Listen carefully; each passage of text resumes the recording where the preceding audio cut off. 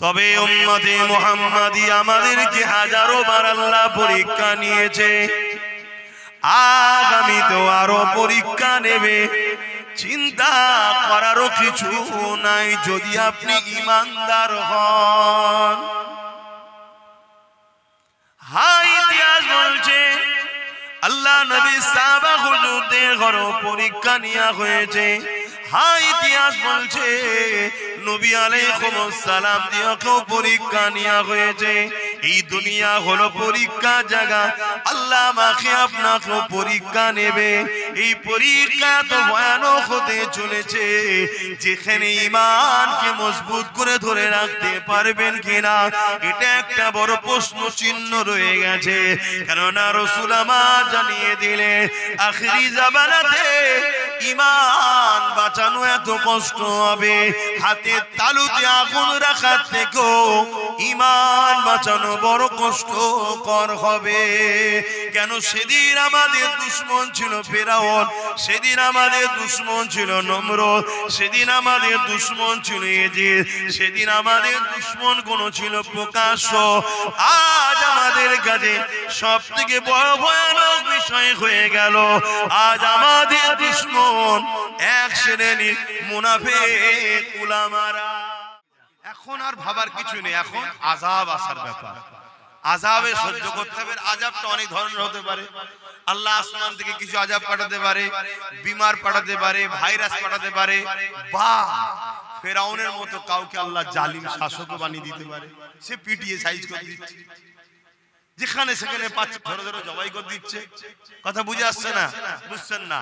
কোন দিক দিয়ে হবে জানি না, কিন্তু পাওনা আমরা দাঁড় হয়ে গেছি, এবারে মার খাওয়ার জন্য তৈরি হন।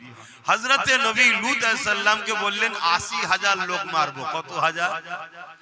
৪০,০০০ লোক ভালো, ৪০,০০০ লোক খারাপ। হযরতে নবী লূত আলাইহিস সালাম বলছেন, আল্লাহ খারাপ লোকগুলো না হয় অন্যায় করেছে, পাপ করেছে, ভুল করেছে, মারবেন, ঠিক আছে, অন্যায় করতে শাস্তি পেতে হবে। ভালো লোকগুলোকে কেন মারবেন? ভালো লোকগুলোকে কেন মারবেন? শুনছো? আবার একবার বলছি, সব জানো।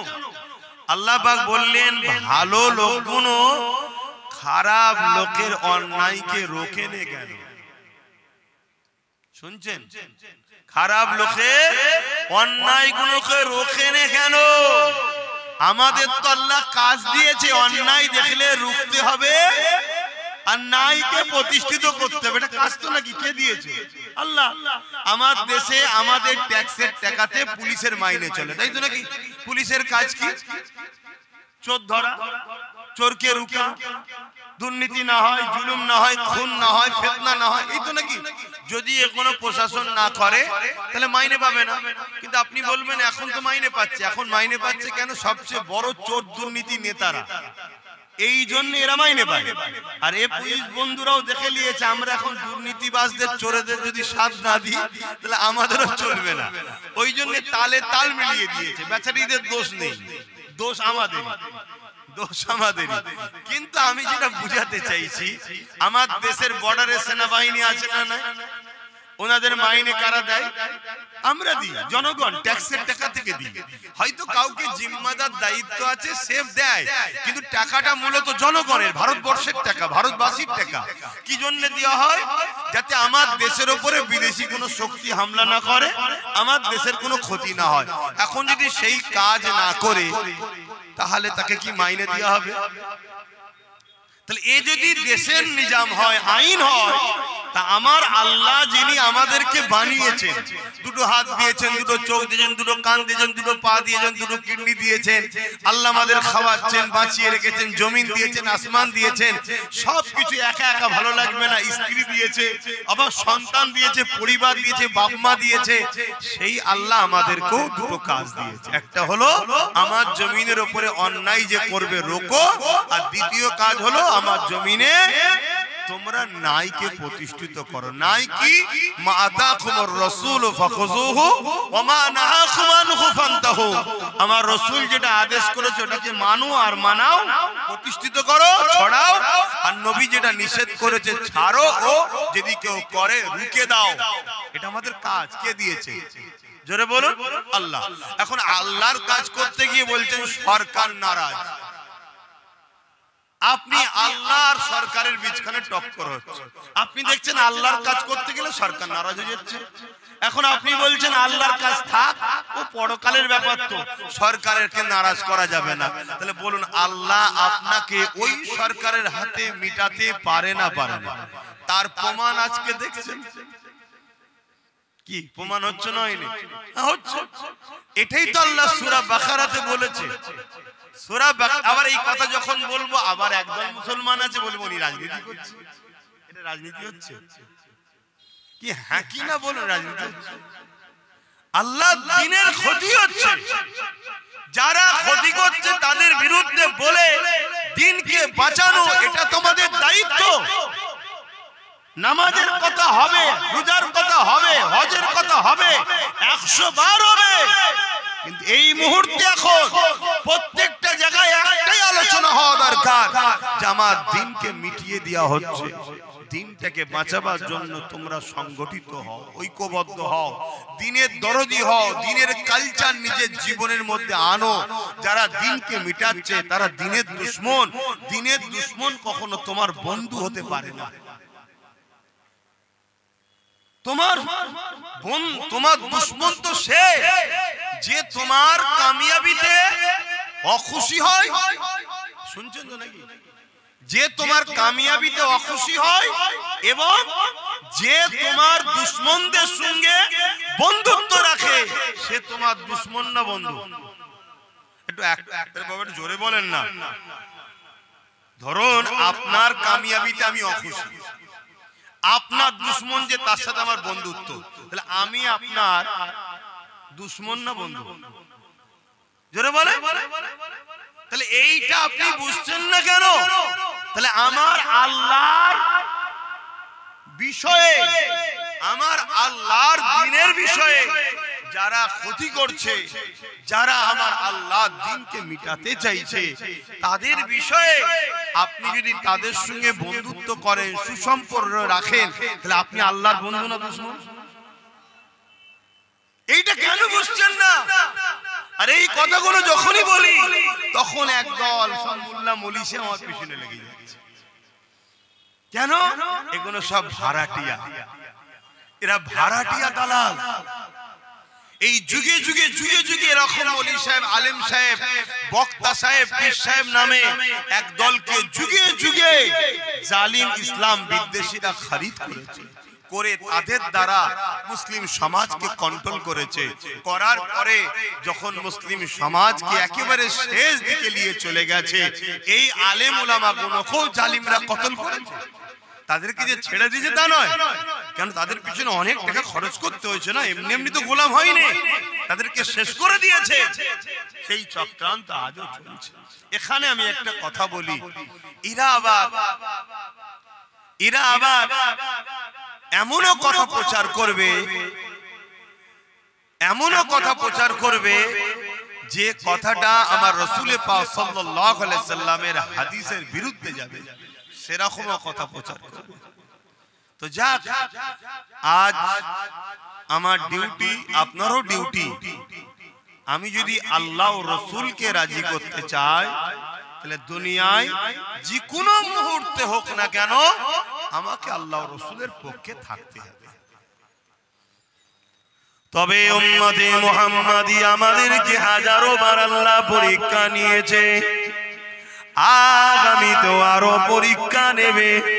চিন্তা করারও কিছু নাই যদি আপনি ঈমানদার হন। হ্যাঁ, ইতিহাস বলছে আল্লাহ নবী সাহাবা হুজুরদের ঘরে পরীক্ষা নেওয়া হয়েছে। হ্যাঁ, ইতিহাস বলছে নবী আলাইহিস সালাম দিয়েও পরীক্ষা নেওয়া হয়েছে। এই দুনিয়া হলো পরীক্ষা জায়গা, আল্লাহ আমাকে আপনাকে পরীক্ষা নেবে। এই পরীক্ষা তো ভয়ানক হতে চলেছে, যেখানে ঈমানকে মজবুত করে ধরে রাখতে পারবেন কিনা এটা একটা বড় প্রশ্ন চিহ্ন রয়ে গেছে। কেননা রাসূল আমার জানিয়ে দিলে আখিরি জামানাতে ঈমান বাঁচানো এত কষ্ট হবে, হাতের তালুতে আগুন রাখার থেকেও ঈমান বাঁচানো বড় কষ্টকর হবে। কেন সেদিন আমাদের দুশমন ছিল ফেরাউন, সেদিন আমাদের দুশমন ছিল নমরুদ, সেদিন আমাদের দুশমন ছিল ইজিদ, সেদিন আমাদের দুশমন কোন ছিল প্রকাশ্য। আজ আমাদের কাছে সব থেকে বড় ভয়ানক বিষয় হয়ে গেল, আজ আমাদের দুশমন এক শ্রেণীর মুনাফিক উলামারা। এটা সব থেকে ভয়ানক বিষয়। এই সমাজের সবচেয়ে বড় ক্ষতির কারণ হলো উলামারা, সব থেকে বড়।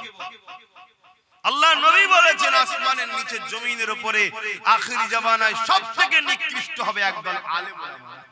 কে বলছে? বলুন বলুন। আমার নবী বলছে। নবীর এই কথাটা বলবো না?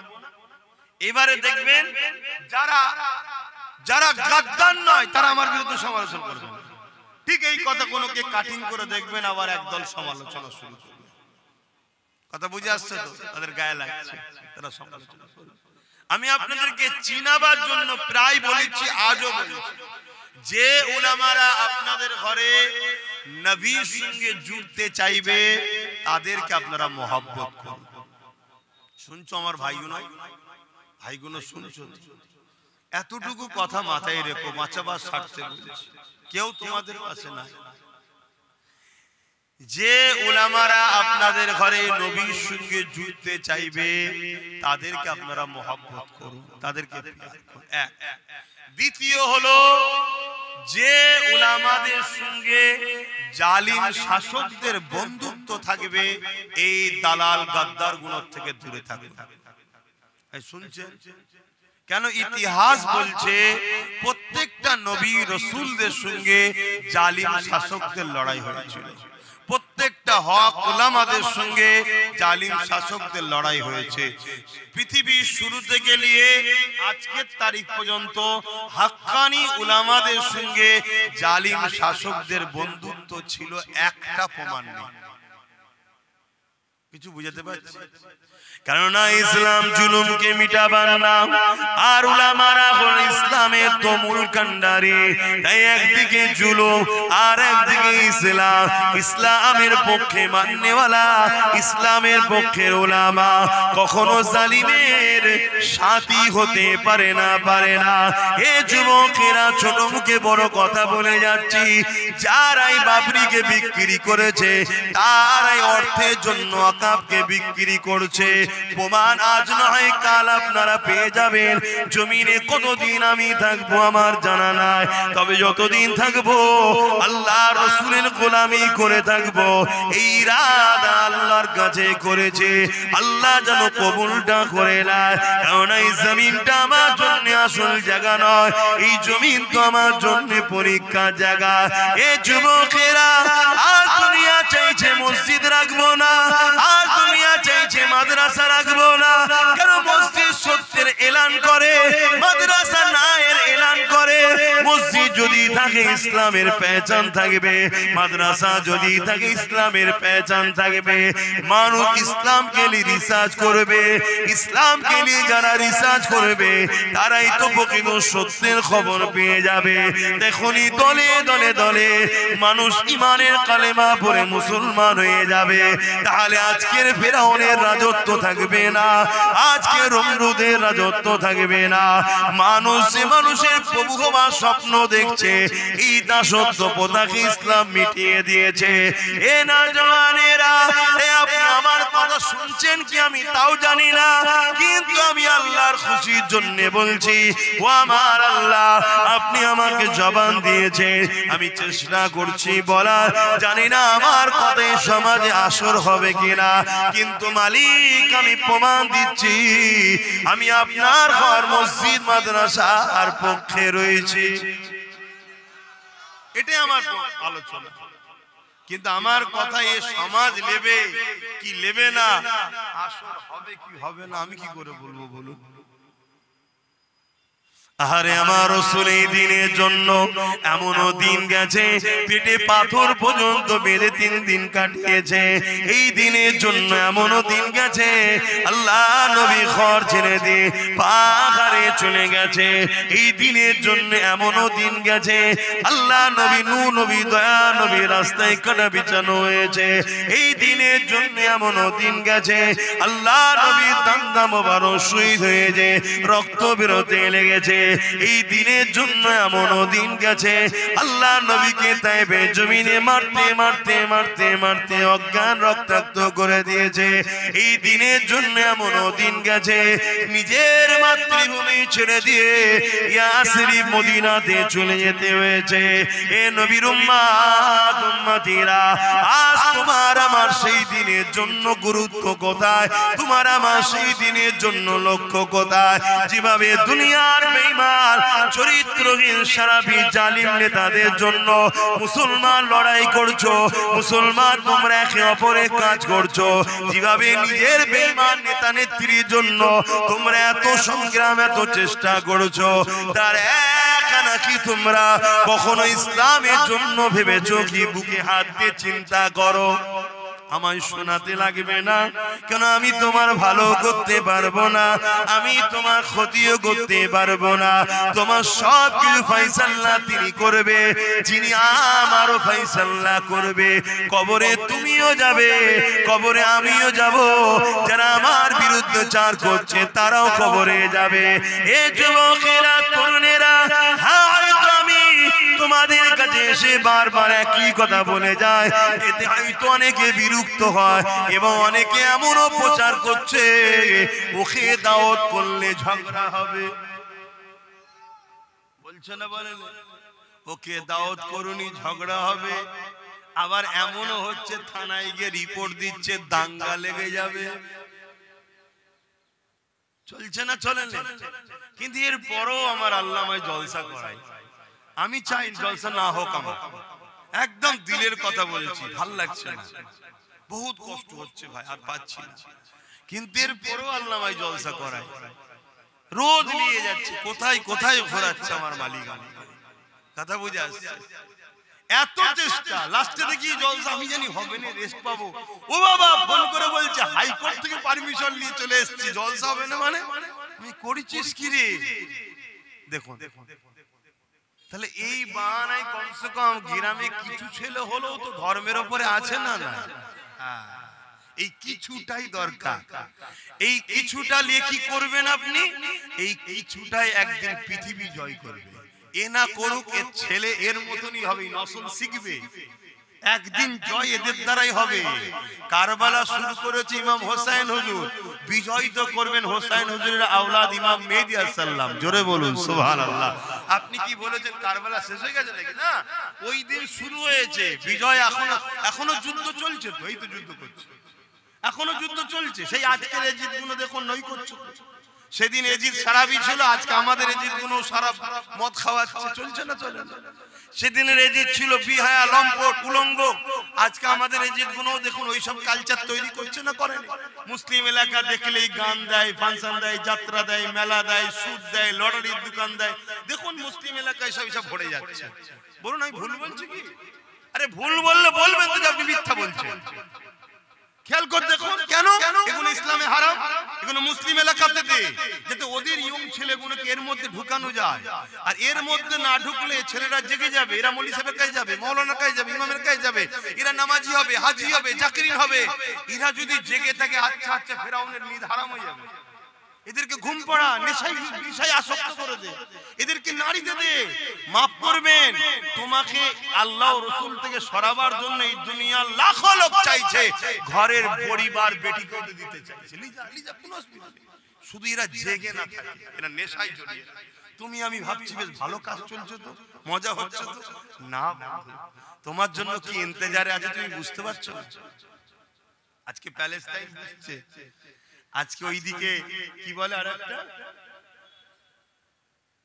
সুদান বুঝছে। দেখলে বুকটা ফেটে যায়। কি অপরাধ বাচ্চাগুলো? না, বাচ্চাদের অপরাধ তার বাপেদের দোষে হচ্ছে। খাবার নেই, ঘর নেই, বাড়ি নেই, দোল নেই, কিচ্ছু নেই, সব তছনছ করে দিচ্ছে। আজকে আমাদের এলাকা অনেক জায়গায় হচ্ছে, বুলডোজার নিয়ে ভেঙে রাস্তা ধারে বস্তি যাচ্ছে, ভেঙে চুরে তছনছ করে দিচ্ছে। বাচ্চা বাচ্চা ছেলে প্যাও প্যাও করে চিল্লাচ্ছে। দেখলে একদিক দিয়ে কষ্ট হচ্ছে, আবার মনে হচ্ছে ওটা তোর পাওনা, কিছু করার নেই। আগুনে হাত দেবে, হাত পুড়বে না, আশা তো করলে হয় না। তা কেউ যদি শখ করে আগুনে হাত দিয়ে হাত পুড়ায়, তা কি করতে যাবে? এ জাত তো শখ করেছে যে আমার পরিবার, আমার মা বেটি বাজারে নিলামে ওটা উঠবে। এই পরিবার তো শখ করেছে আমাদের বাচ্চা কোনো খুন হবে, তা কি হয়েছে? শখ করেছে জাত, আজকে তার খেসারতে জাতকে ভোগ করতে হবে, কিছু করার নেই। কিন্তু হ্যাঁ, এই জাতের মধ্যেই কিন্তু জেগে আছে, অল্প হলো কিছু ছেলে জেগে আছে, আছে না? তারা এখন সংখ্যা কম বলে হয়তো তাদের কথা চলছে না, কিন্তু তারা জেগে আছে, তারা চেষ্টা করছে। এ জাতের অনেক উলামা আজও জেগে আছে, কে বলেছে জেগে নেই? অনেকে হয়তো মাইকে প্রকাশ্য বলতে পারে না, অনেক উলামা বৈঠকে গেলে বুঝায়, এই বাবা সাবধান সাবধান বাবা, গোস্ত গোস্ত হয়, উজুরি উজুরি হয়। যতই তুমি তাকে কি বলে মশলা টসলা, যেমনই ভিআইপি দাবুচ্ছি দিয়ে তুমি রান্না করো না কি পাতে দিবার পরে, এটা কি উজুরি, আর ওটা সাদা মাটা করো কি গোস্ত, ওর দাম ওর দাম, এর দাম এর দাম। এটা আজও সমাজে কিন্তু বুঝায়। কথা বুঝছেন না? আপনারা বুঝতেই পারেন না কথা বুঝে আসছে? হ্যাঁ, শিয়াল যতই আপন হোক, মনে রাখবেন ওর কিছু ধান্দা মুরগি খাবার আছে। কি এখন কিছু শিয়াল বেরিয়েছে না, মুসলিমরা নারীদের ঘরে বন্দি করে রেখেছে, নারীদের স্বাধীনতা দিচ্ছে না। কেন? নারী স্বাধীনতা আমেরিকায় আছে, প্রতি 1 সেকেন্ডে একটা করে নারী ধর্ষণ হচ্ছে, খুশি নয়? অথচ আমার নবীর দেশ, আহারে 1450 বছরের ইতিহাসে একটা নারী রেপ তো দূরের কথা, একটা নারী ইফটিজিংও হয়নি, টন্টির কিরিও মারেনি। জোরে বলুন সুবহানাল্লাহ। মুসলমান নারীদের ঘরে বন্দি করে রেখেছে না, স্বাধীন তো আমেরিকা দিয়েছে, যাও না। সন্তান 16 বছরের মেয়ে, 14 বছরের মেয়ে পেটে সন্তান, বিয়ে হয়নি, কার রে? বলছে আমার বাবা। লজ্জা লাগছে না শুনতে? কি গো, শুনতে লজ্জা লাগছে? এটা হ্যাঁ কি না বলেন না, শুনতে লজ্জা লাগছে? নারী স্বাধীনতার নামে কি হচ্ছে? এ যুবক, একমাত্র বাঁচার পথ হলো ইসলাম। আর নামে মুসলমান ঘটি ডোবে না, নামে তালপুকুর ঘটি ডোবে না, ও হয়ে কি লাভ? হ্যাঁ, হালকা বয়সে একটু ভুল হতে পারে, আমি স্বীকার করছি, হালকা বয়সে একটু হবে, ফিস্টি হবে, পিকনিক হবে, একটু হালকা বয়সে হয়ে যায়, কিন্তু নিজের অস্তিত্বকে মিটিয়ে দিচ্ছ। এই পৃথিবীতে এখনো পর্যন্ত ইসলামের কালচার ছাড়া কেউ কারো অস্তিত্ব কালচারকে রাখতে পারেনি। একমাত্র কালচার আমাদের ইসলামের আছে। এই কালচারটাকে মিটাবার হাজার চেষ্টা হচ্ছে, লাস্টে কোনো দিক দিয়ে যখন পারেনি, রাজ ক্ষমতা দিয়ে হচ্ছে। বোরখা পরে স্কুলে যাওয়া যাবে না। তা তোমাদের স্কুল কোথায় বলো? মুসলমান তোমাদের স্কুল আছে? তোমাদের মেয়েগুলো পড়বে কোথায়?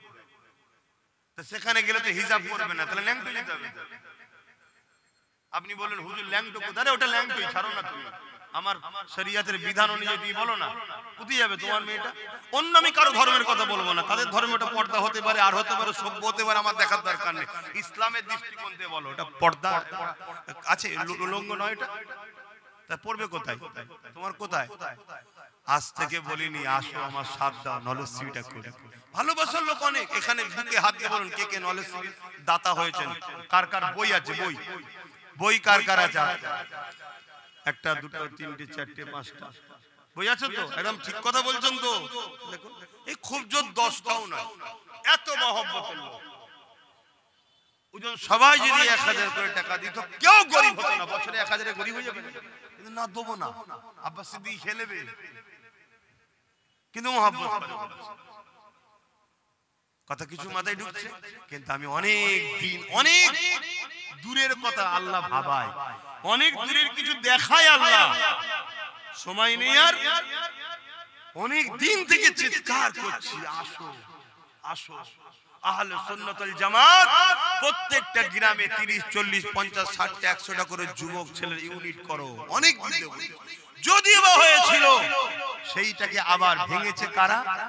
একদল মুসলমান দুনিয়ার জাহান্নামের দলের লোকেদের জন্য, দুনিয়ার জাহান্নামীদের জন্য তারা নিজের কওমের ইসলামিক সংগঠনকে ভেঙে চুরমার করে দিয়েছে। আছেন না? আবার একদল মৌলভী সাহেব আছে, একদল পীর সাহেব পীরজাদা আছে, দিন রাত ধরে এসে গুঁজে দিচ্ছে আব্বাস সিদ্দিকীর বিরুদ্ধে। বলছে না? বলে হয়তো এত কিছু বলে যাচ্ছি, আপনি ভাববেন অন্য কেউ এসে আমাকে দেখে নেবে, দৌড় বাবু কি দেখবে, পীর মুরিদি ছাড়া আর কি দেখবে আমার? আমি তো চাইছি না জলসা মাহফিল করব, তা আমার কি দেখতে পারবি? কেউ কিছু দেখতে পারবে না। কেন? আমি যখন জলসা করারই ইন্টারেস্ট নেই, আমি যখন মানুষের সঙ্গে মিশতেই চাইছি না, যে জলসা সম্পর্ক রাখবো না, করবো না, তাহলে আমার কি রুখবে ভাইরা? জলসা ছাড়া আর কি রুখতে পারে? যে বুঝিয়ে বাজিয়ে যেমন করে ওকে দাওয়াতটা করবি না, এইটাই তো নাকি? কোথায় যাচ্ছে সমাজ?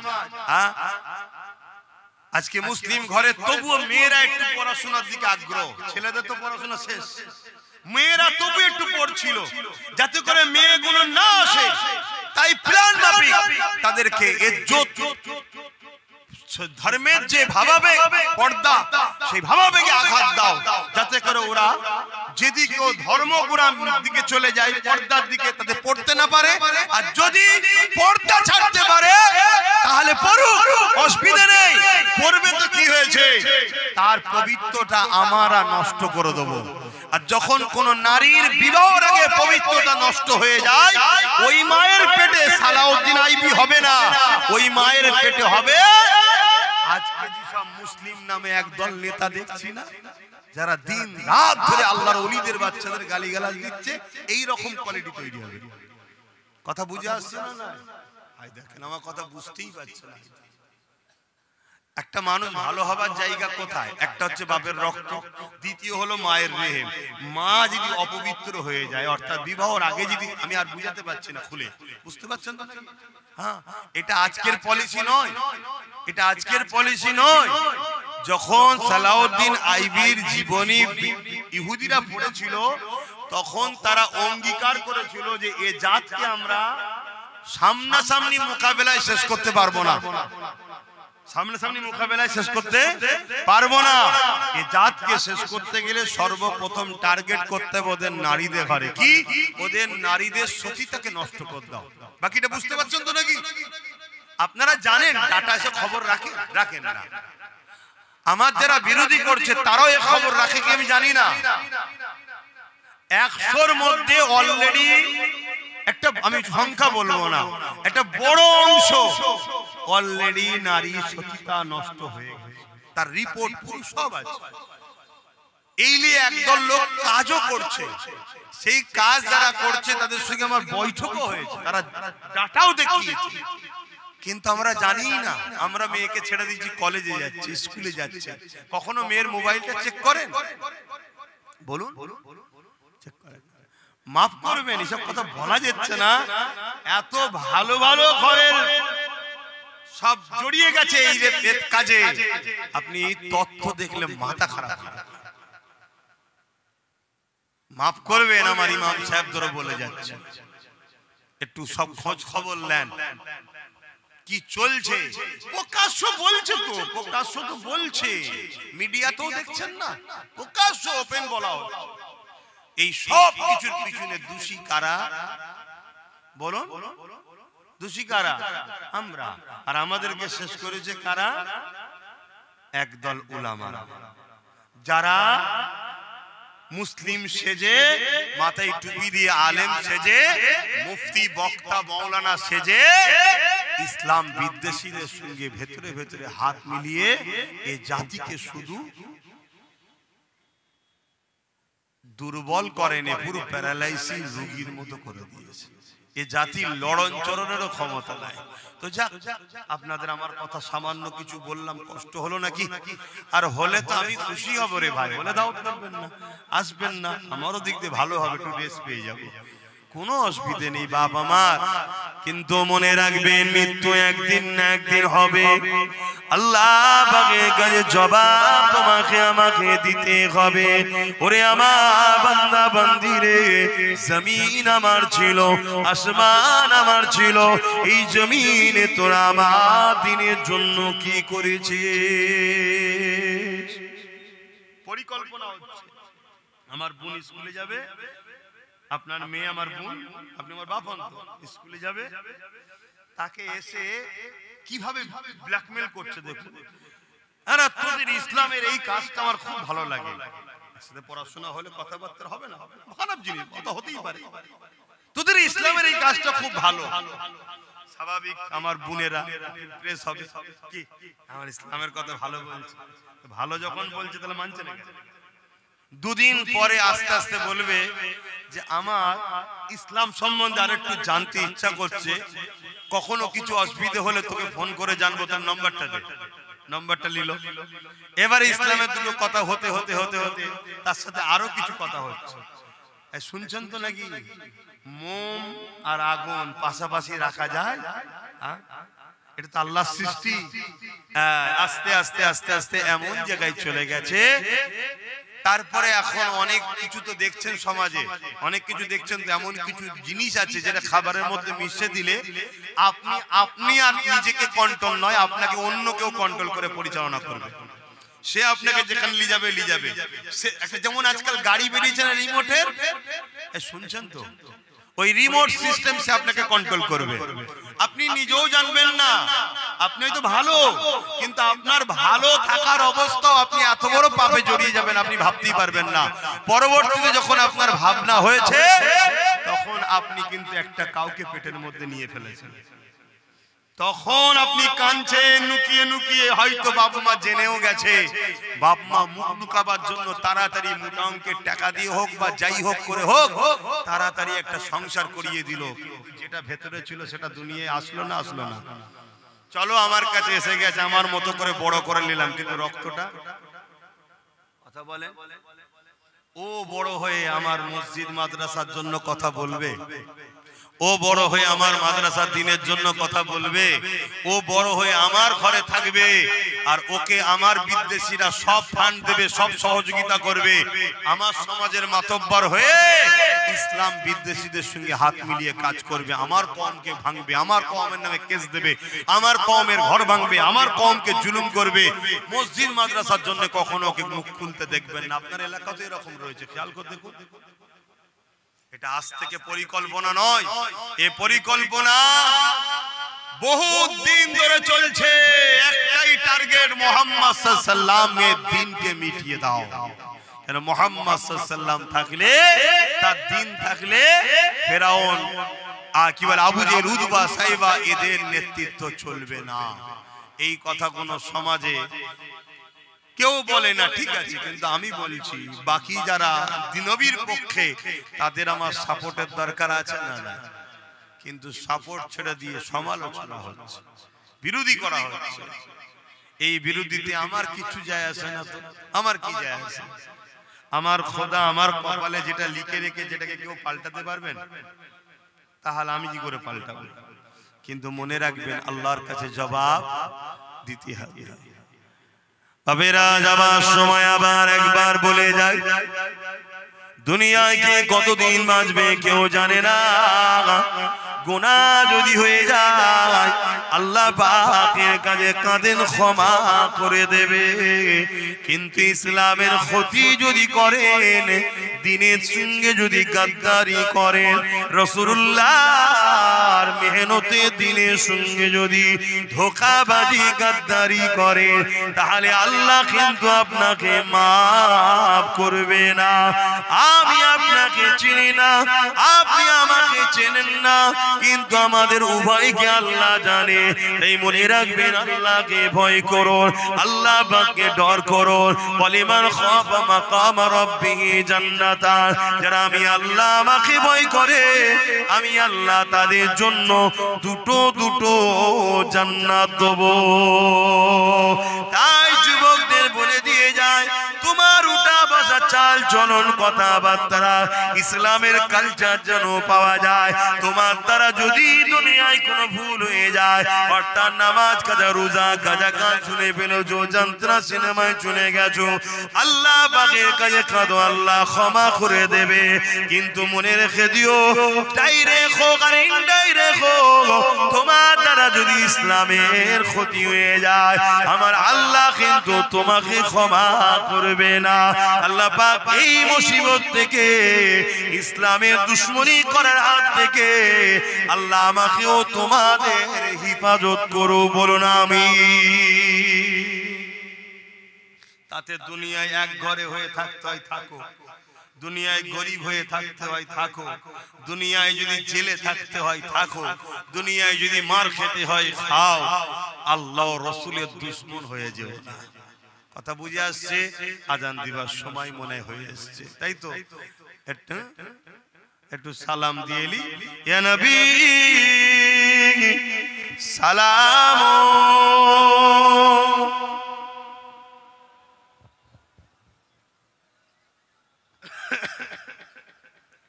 এরকম কম সময় কি হবে, কিন্তু কি করব বলেন, বাড়ি পাড়াতেই তো আটকে গেলাম 15 মিনিট। তাহলে আল বাদরু আলাইনা মিন শানিয়াতিল ওয়াদাই ওয়াজাবা الشكر علينا ما دعا لله أهداي يا نبي سلام يا رسول سلام يا حبيب سلام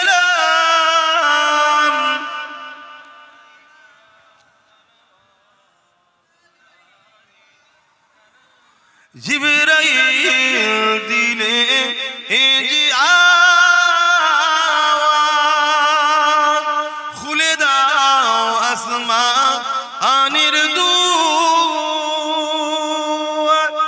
এসেছেন নবী ঈদের সরদার, করিতে আল্লাহ আরো سلام يا رسول سلام